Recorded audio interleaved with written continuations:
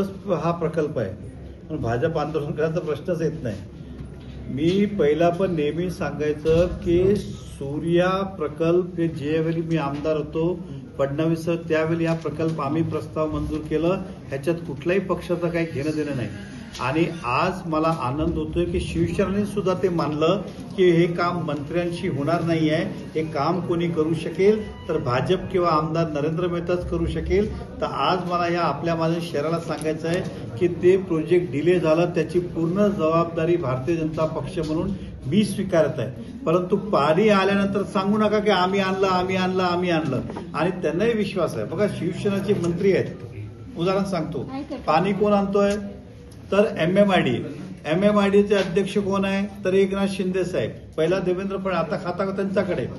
आता तरी ते भाजपवर आंदोलन करतात. तर आज कमीत कमी त्यांनी सुद्धा हे स्वीकारलं की हा प्रकल्प भारतीय जनता पक्षाचा आहे म्हणून भारतीय जनता पक्षाला दोषी ठरवलं पाहिजे.